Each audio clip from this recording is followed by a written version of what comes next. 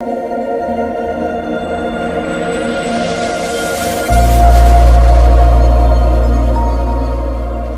दिल्ली में अपनी इंटरमीडिएट की पढ़ाई कर रही थी और आज उसका 18वां जन्मदिन था। उसकी सहेली और हाउसमेट नूपुर और वैशाली ने घर को अच्छे से सजा रखा था। उसकी कजन नैना, जो कि उसके बहुत करीब थी, वो भी पार्टी में शामिल थी। हल्का सा म्यूजिक चल रहा था और सामने ही केक रखा हुआ था। मीरा, 12 बजने वाले हैं, चलो केक काटने के लिए रेडी हो जाओ। Happy birthday to you, happy birthday to you, happy birthday dear Meera, happy birthday to you. सभी ने ताली बजाई और मीरा ने केक कट करके सबसे पहले नैना को खिलाया, उसके बाद नूपुर और वैशाली को। नूपुर ने नैना को एक नेकलेस दिया और वैशाली ने एक ब्रेसलेट, जिन्हें पाकर मीरा बहुत खुश थी और अब वो नैना की तरफ ही देख रही थी। रिहान, अंदर आओ। नैना के कहते ही नैना का असिस्टेंट रिहान कमरे में आया। उसके हाथ में एक चीज थी जो काले कपड़े से ढकी थी। उसने उसे दीवार के सहारे खड़ा कर दिया। दीदी, ये कोई एंटीक पीस ही होगा ना? आखिर आप आर्कोलॉजिकल डिपार्टमेंट में काम करती हो। Absolutely right, my sweet little sister. ये कहते हुए नैना ने उस पर से कपड़ा हटाया तो वो एक विंटेज मिरर था, जिसका फ्रेम ब्लैक था और उस पर अलग ही तरह की नक्काशी की गई थी। उसे देखकर मीरा और उसकी दोस्त भी हैरान रह गईं। ये इसके फ्रेम के टॉप पर ये छेद कैसा है? इसके बारे में तो मुझे नहीं पता, लेकिन ये आईना परतापुर के जंगल में खुदाई के दौरान मिला था मुझे। मैंने सोचा इससे अच्छा तोहफा और क्या होगा तुम्हारे बर्थडे के लिए। थैंक यू सो मच दी। मीरा और उसकी सहेली आईने को गौर से देखने लगी। उसमें उनको उनकी शक्ल बहुत ही खूबसूरत लग रही थी। इन लोगों ने उसके बाद डांस वगैरह करके पार्टी को अच्छे से एंजॉय किया। मीरा, मैं चलती हूँ बेटा, मुझे सुबह 6 बजे ऑफिस पहुँचना है। ठीक है दीदी, फिर से मिलने जल्दी आना।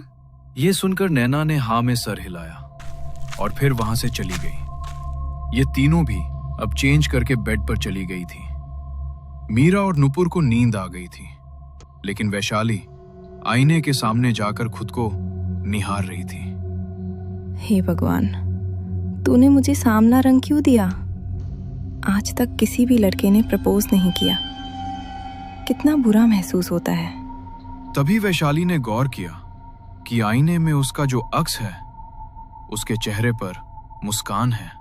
अरे, उसने करीब जाकर देखा तो वो अब नॉर्मल दिख रही थी। लगता है थकान हो गई है, कुछ भी दिख रहा है। अब वैशाली बेड पर चली गई, लेकिन उसका अक्स अभी भी आईने में खड़ा उसी को देख रहा था। वैशाली ने भी अपनी टी शर्ट निकाली और फिर सोने के लिए बेड पर चली गई। उसने अपनी आंखें बंद की और गहरी नींद में चली गई।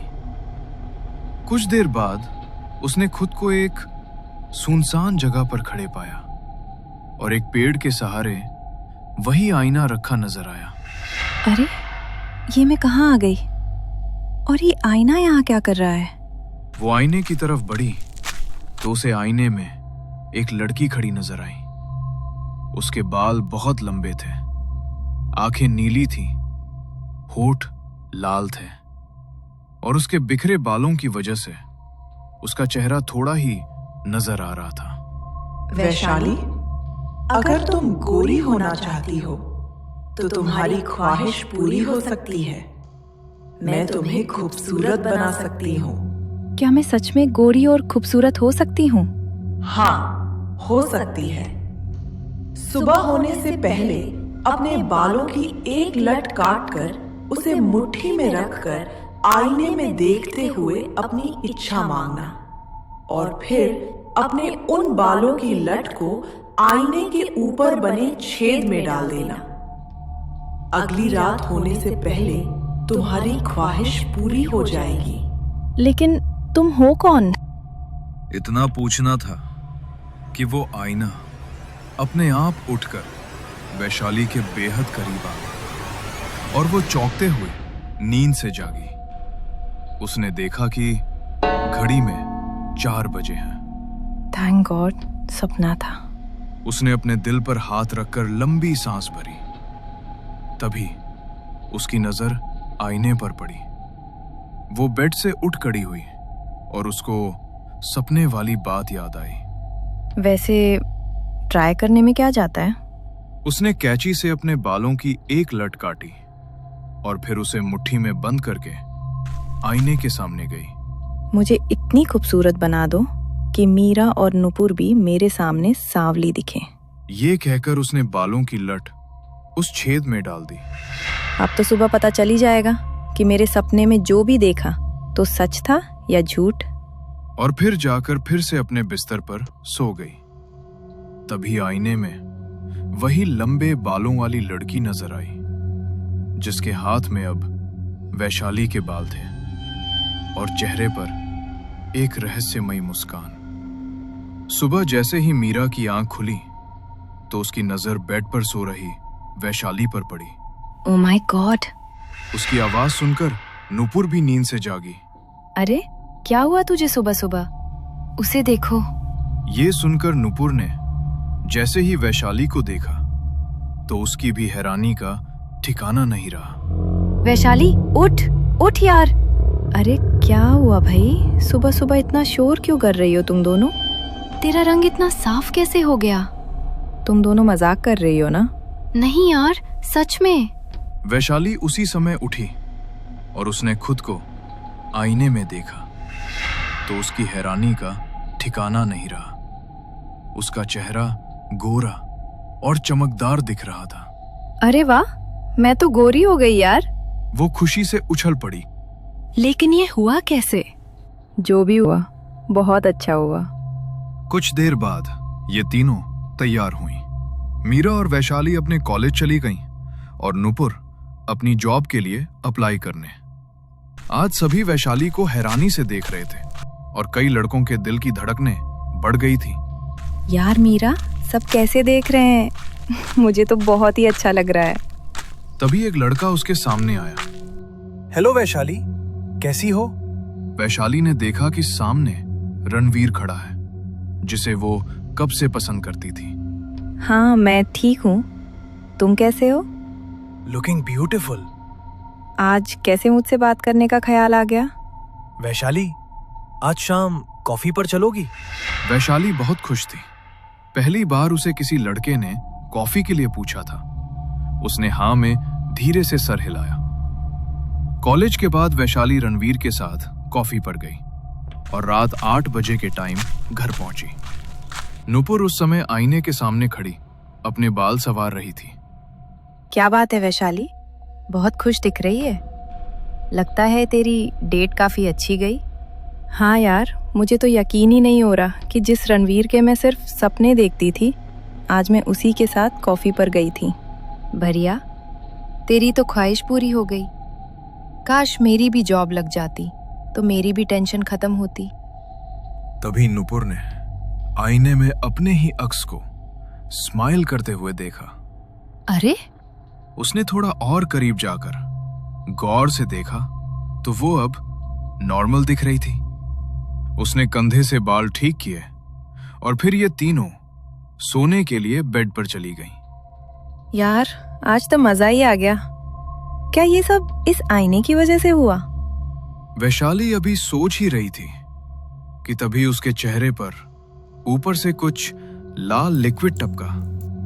वो चौंक पड़ी और उसकी नजर जैसे ही छत पर पड़ी तो उसने देखा कि सीलिंग फैन से वही आईने वाली लड़की लटकी हुई भयानक मुस्कान दे रही है और उसके मुंह से खून टपक रहा है। उसे देखते हुए वैशाली के रोंगटे खड़े हो गए। तभी वो वैशाली पर आ गिरी। वैशाली चिल्लाई और मीरा और नुपुर दोनों जाग उठी। क्या हुआ? नुपुर ने लाइट खोली तो कमरे में इन तीनों के अलावा कोई नहीं था। क्या हुआ तुझे? वैशाली को कुछ समझ नहीं आया। वो कुछ बोलती इससे पहले ही नुपुर बोली, लगता है मैडम को नाइटमेयर आ रहे हैं कि रणवीर इसके साथ।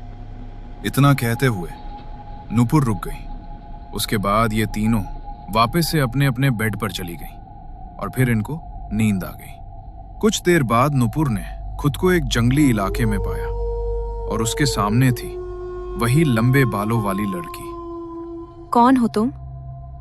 मैं तुम्हारी मदद करना चाहती हूँ।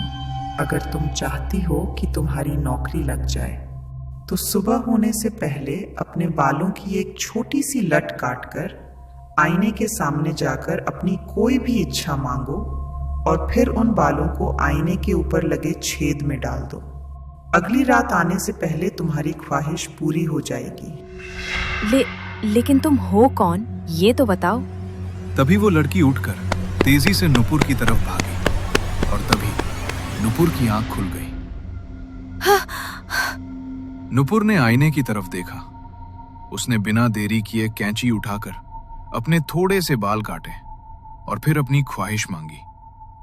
मेरी फॉरएवर कंपनी में मैनेजर की पोस्ट पर जॉब लग जाए। ये कहकर उसने बालों को छेद में डाल दिया और फिर अपने बेड पर जाकर सो गई। सुबह ठीक 8 बजे नुपुर का मोबाइल बजा। अरे इतनी सुबह सुबह कौन है? उसने देखा कि ये कॉल माधवन सर की थी। Hello sir, good morning. Morning Nupur, कैसी हैं आप? ठीक हूँ सर, कहिए। नुपुर, मुझे तुमको बताते हुए खुशी हो रही है कि तुमने 1 हफ्ते पहले जो इंटरव्यू दिया था उसे तुमने पास कर लिया है। बाकी सभी कैंडिडेट ने अपनी एप्लीकेशन वापस ले ली है, तो तुम आज ही ज्वाइन कर सकती हो। ये सुनकर नुपुर की खुशी का ठिकाना नहीं था। मीरा, वैशाली, उठो दोनों। उसने मीरा और वैशाली को जब ये बात बताई तो उन्हें भी बहुत खुशी हुई। करीब 15 दिनों तक सब कुछ बहुत अच्छा चला। फिर एक रात वैशाली रणवीर के साथ क्लब से घर लौट रही थी। तभी कार रुक गई। क्या हुआ? पता नहीं, देखता हूँ। रणवीर ने कई बार चाबी घुमाई लेकिन कार स्टार्ट नहीं हुई। अरे लगता है इंजन में ही कोई प्रॉब्लम हुई है। चलो मैं तुमको पैदल घर छोड़ देता हूँ। कोई बात नहीं, मैं पैदल चली जाऊंगी। यहाँ कार को छोड़ना ठीक नहीं होगा। तुम किसी की हेल्प ले लो। ठीक है, मैं मेरे फ्रेंड को बुला लेता हूँ। तुम घर पहुँचो। Good night. Good night. Vaishali अभी कुछ कदम आगे ही चली थी कि तभी वैशाली, वैशाली। ये कौन मुझे आवाज लगा रही है? उसने जंगल की तरफ देखा तो ये आवाज वहीं से आ रही थी। वो आईना एक पेड़ के सहारे खड़ा था और वही लंबे बाल वाली लड़की वैशाली को अपनी तरफ बुला रही थी। अरे ये? वैशाली चुपचाप खड़ी उसे घूर रही थी। तभी वो लड़की अचानक से उसकी तरफ दौड़ी। वैशाली का दिल दहल उठा और वो वहां से ऐसा भागी कि सीधा घर आकर रुकी। अरे क्या हुआ तुझे? इतनी थकी हुई क्यों लग रही है? वो आईना। उसने देखा कि वो आईना अभी अपनी जगह पर ही है। क्या हुआ आईने को? कुछ नहीं। वैशाली ने कुछ नहीं कहा और जाकर बाथरूम में अपना मुंह धोने लगी। तभी उसने देखा कि वॉश बेसिन में लगा आईना अपने आप चटकने लगा है। धीरे धीरे उसमें लंबी दरारें आ गई और उसके अंदर वो लंबे बाल वाली लड़की खड़ी नजर आई और फिर तेज शोर करता हुआ आईना